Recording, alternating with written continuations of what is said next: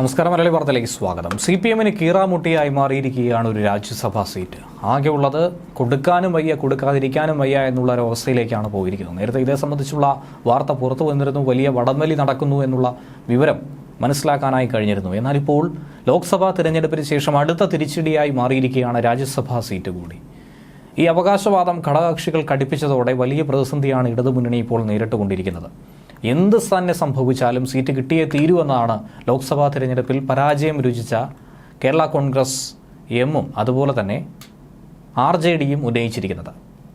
നിലവിലെ സീറ്റ് ഒരു കാരണവശാലും വിട്ടുകൊടുക്കാൻ തങ്ങൾക്ക് സാധിക്കില്ല എന്നുള്ള നിലപാട് കർക്കശമാക്കിയിരിക്കുകയാണ് CPI.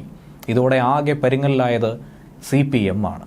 പത്രികാ സമർപ്പണത്തിനുള്ള സമയമായിട്ട് പോലും രാജ്യസഭയിലേക്കുള്ള സീറ്റ് ധാരണയിൽ ഇടതു പാർട്ടികൾക്കിടയിൽ കൃത്യമായൊരു തീരുമാനം പോലും ഉണ്ടായിട്ടില്ല. സമവായത്തിന് തയ്യാറല്ല എന്നുള്ള നിലയിൽ തന്നെയാണ് ഘടകകക്ഷികൾ നിലനിൽക്കുന്നത്.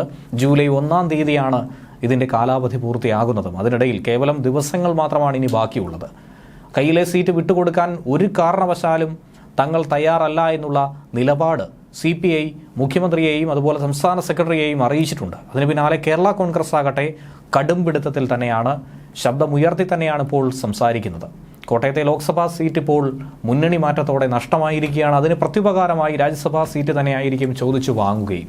ഒരുപക്ഷെ UDF-നൊപ്പം നിന്നിരുന്നെങ്കിൽ ഉറപ്പായും ലഭിക്കേണ്ട ലോക്സഭാ സീറ്റാണ് ഇപ്പോൾ വലിയ ഒരു നഷ്ടമായി തന്നെ മാറിയിരിക്കുന്നത്. ഒപ്പം തന്നെ ശരിയായ കേരള കോൺഗ്രസ് ഏതാണ്, LDF-നൊപ്പമാണോ UDF-നൊപ്പമാണോ എന്നുള്ളതും അവരുടെ അസ്തിത്വം പോലും ചോദ്യം ചെയ്തൊരു തിരഞ്ഞെടുപ്പായി ഇത് മാറുകയും ചെയ്തു. ഈ സാഹചര്യത്തിൽ അതിൻ്റെ ക്ഷീണം മാറ്റണമെങ്കിൽ ഉറപ്പായും രാജ്യസഭാ സീറ്റ് കൂടി ലഭിക്കണം. ഇല്ലെങ്കിൽ പാർലമെന്റ് പ്രാതിനിധ്യം പോലും ഇല്ലാതായാൽ അണികൾക്കിടയിൽ ശക്തമായ മുറുമുറുപ്പുണ്ടാവുകയും അത് വലിയ വെല്ലുവിളിയായി മാറുകയും ചെയ്യുമെന്ന വിലയിരുത്തലുണ്ട്. അതുകൊണ്ട് തന്നെ ഉറപ്പായും ഇത് വേണമെന്ന ആവശ്യം കേരള കോൺഗ്രസ് എം മുന്നോട്ട് വെച്ചിട്ടുണ്ട്.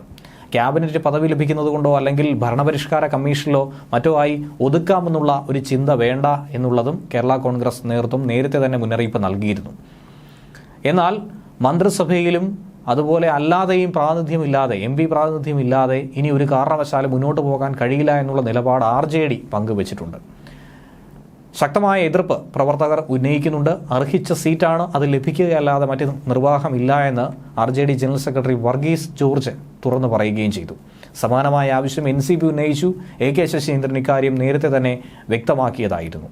ലോക്സഭാ തിരഞ്ഞെടുപ്പ് ഫലത്തിൻ്റെ അടിസ്ഥാനത്തിൽ വലിയ തോതിൽ വിലപേശൽ നടത്താമെന്നുള്ള ചിന്തകളായിരുന്നു മുന്നിൽ കണ്ടത്. പക്ഷേ ഒരു സീറ്റിൽ തന്നെ വീണ്ടും ഒതുങ്ങേണ്ട ഒരു സാഹചര്യം ഉണ്ടായതുകൊണ്ട് എങ്ങനെ ഇതിനെ മുന്നോട്ട് നയിക്കുമെന്ന കാര്യത്തിലാണ് സംശയം നിലനിൽക്കുന്നത്. എന്നാൽ കേരള കോൺഗ്രസും RJDയും ഒരുപക്ഷെ UDF-ലേക്ക് പോകുമോ എന്നുള്ള ഒരു സംശയം പോലും ഈ ഘട്ടത്തിൽ ഉയർന്നു വരുന്നുണ്ട്. അതുകൊണ്ട് തന്നെ മുന്നണിയെ പിടിച്ചു നിർത്തണമെങ്കിൽ ശക്തമായ രീതിയിൽ ഒരു തീരുമാനമെടുക്കുകയും ആർക്കും പരിക്കില്ലാതെ മുന്നോട്ട് പോവുകയും ചെയ്യുക എന്നത് ഏറ്റവും പ്രധാനപ്പെട്ട ഒരു കാര്യം തന്നെയാണ്. ഇപ്പോൾ പരാജയത്തിന് ശേഷം കേരള കോൺഗ്രസും UDF-ലേക്ക് പോകുമോ എന്ന ചർച്ചകളും സജീവമായിരിക്കുന്നു. പക്ഷേ അതിൽ കൃത്യമായ ഒരു നിലപാട് പ്രതിപക്ഷ നേതാവ് VD സതീശൻ പങ്കുവയ്ക്കുകയാണ്. സംഘടനാപരമായ കാര്യങ്ങളിലെ അവസാന വാക്കെടുക്കുന്നത്, അത് തീരുമാനിക്കുന്നത് KPCC അധ്യക്ഷനാണ്.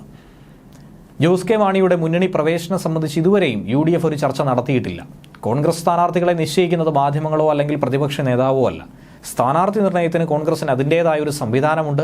മാധ്യമങ്ങളാണ് ഇങ്ങനെയുള്ളൊരു ചർച്ച ആരംഭിച്ചതെന്നാണ് VD സതീശനും ആരോപിക്കുന്നത്. ന്യൂസ് ഡെസ്ക് മലയാളി വാർത്ത.